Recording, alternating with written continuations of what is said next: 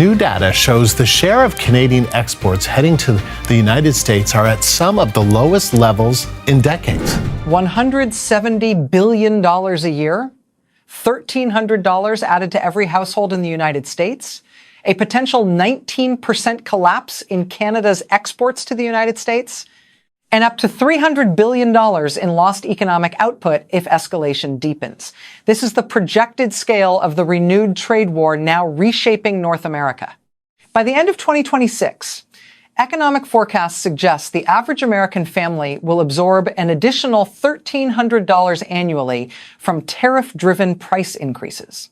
Across approximately 131 million households, that equals more than $170 billion removed from consumers each year. These costs appear in groceries, automobiles, construction materials, appliances, and energy. The visible $1,300 burden is only the surface.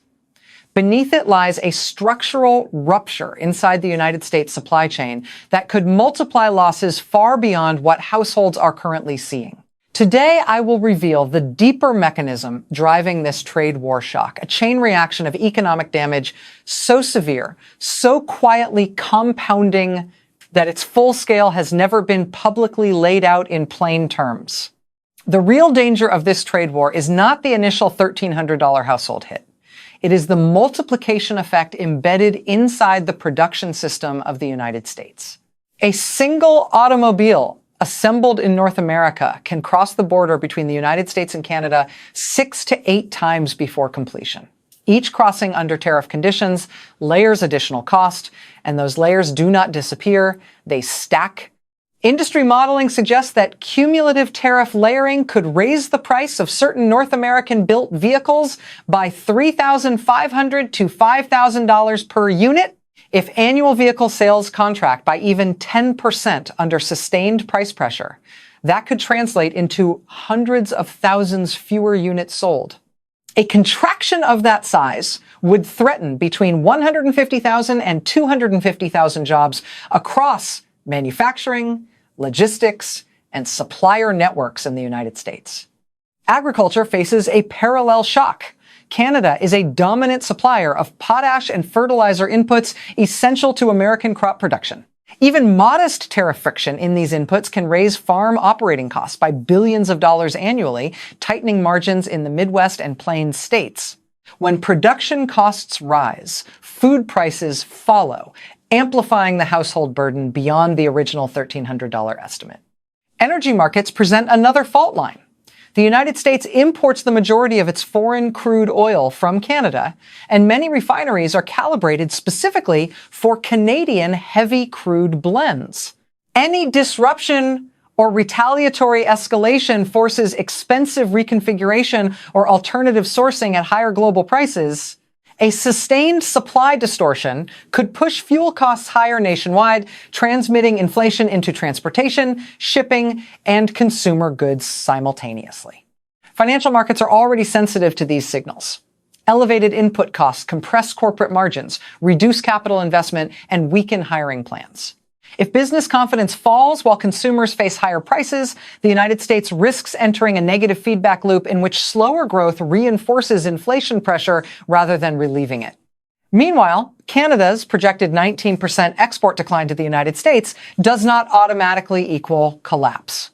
Diversification toward Europe and Asia redistributes trade flows rather than eliminating them. The asymmetry is becoming clearer. The United States absorbs immediate consumer-level shock while Canada absorbs transitional redirection. What appears at first glance to be leverage may, under compounding pressure, transform into structural drag on the United States economy.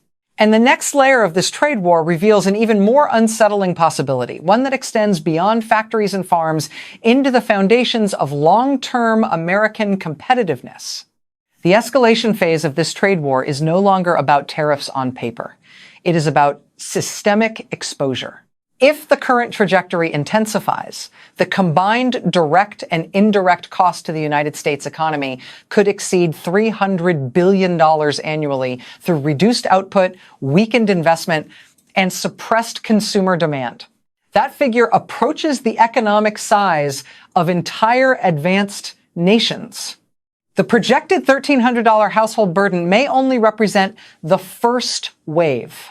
When layered with higher vehicle prices, elevated mortgage rates responding to inflation pressure, rising food costs, and energy volatility, total annual household strain could climb toward $2,000 to $3,000 for middle-income families.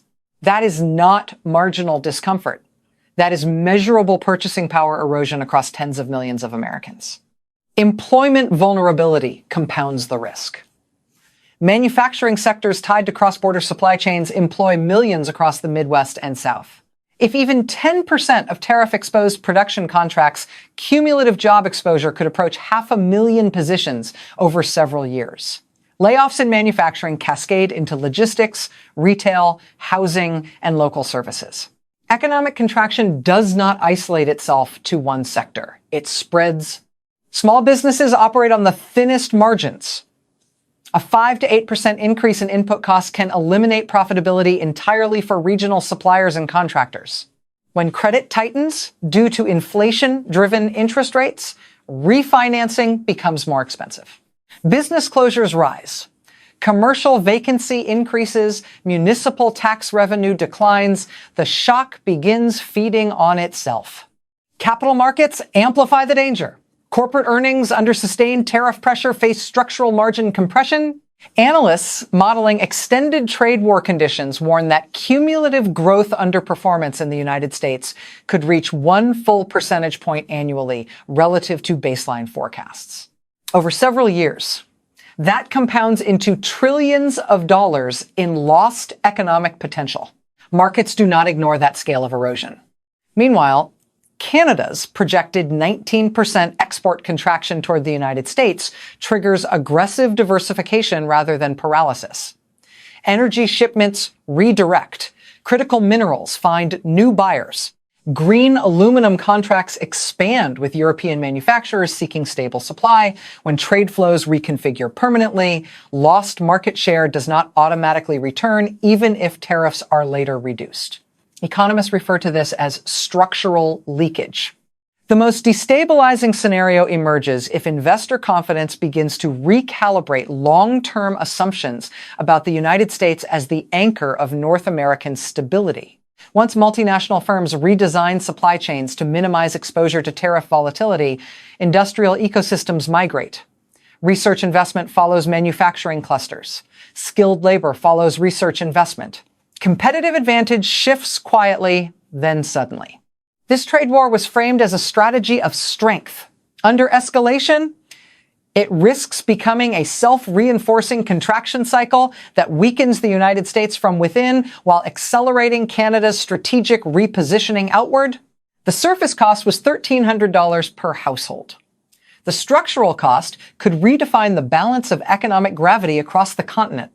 And what remains largely unspoken is the geopolitical dimension now forming behind these economic shifts, a dimension that could determine whether this trade war marks a temporary disruption or the beginning of a long-term American relative decline.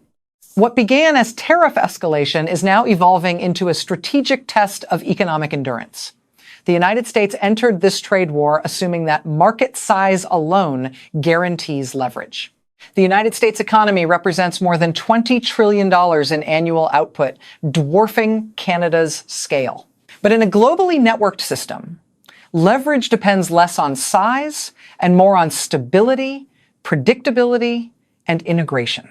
Under prolonged tariff pressure, multinational corporations begin redesigning supply chains permanently rather than temporarily. Relocating even 10% of tariff-exposed production away from the United States could redirect tens of billions of dollars in annual investment. Once factories, logistics hubs, and research centers shift, they rarely return quickly. Capital seeks certainty, not volatility. Canada, facing a projected 19% decline in exports to the United States under full retaliation, has responded by accelerating diversification. Trade corridors with Europe expand through existing agreements. Indo-Pacific partners increase long-term contracts for energy, aluminum, and critical minerals. Infrastructure investment in ports and rail enhances east-west connectivity, reducing reliance on north-south trade flows. Instead of retreating, Canada redistributes exposure, the long-term risk for the United States is not immediate collapse. It is relative erosion. If growth under sustained trade war conditions lags by 1 percentage point annually compared with global competitors, the cumulative gap over a decade becomes staggering. That difference compounds into trillions of dollars in foregone output, weaker productivity growth, and diminished industrial competitiveness. Energy markets add another layer of asymmetry. The United States relies heavily on Canadian crude oil, natural gas, and electricity imports. Disruptions or retaliatory pricing adjustments increase domestic fuel costs and transmit inflation across transportation and manufacturing simultaneously. Canada, meanwhile, diversifies export destinations, reducing single market vulnerability. Global perception matters as much as data. When trade partners view the United States as unpredictable, they hedge. Supply chains reorient gradually. Strategic alliances deepen elsewhere. Canada's positioning as a stable supplier of green aluminum, agricultural commodities, and battery-critical minerals enhances its geopolitical credibility. Stability becomes a competitive advantage. The most profound shift may occur in advanced manufacturing and energy transition industries. Electric vehicle production, battery supply chains, and semiconductor materials depend on integrated cross-border ecosystems. If tariff volatility discourages integration within the United States, multinational firms may anchor new continental operations in Canada, where access to European and Pacific markets coexists with North American proximity. This trade war was presented as a reclaiming of industrial power. Yet under sustained escalation, it risks accelerating the redistribution of that power. The $1,300 household shock was only the visible symptom. Beneath it lies a structural rebalancing that could redefine economic gravity across the continent. If escalation continues, this trade war may cross a threshold where reversal no longer restores what was lost. Economic disruption becomes embedded. Supply chains are rewritten. Capital reallocates. Market share evaporates. And once those shifts harden into infrastructure and long-term contracts, the United States cannot simply declare victory and expect gravity to return. Under severe escalation modeling, cumulative annual economic drag on the United States could exceed $500 billion when combining consumer burden, lost output, investment diversion, and productivity slowdown.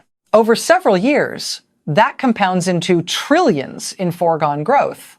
A sustained underperformance of 1 to 2 percentage points annually relative to global competitors would reshape the economic ranking of the United States within a decade.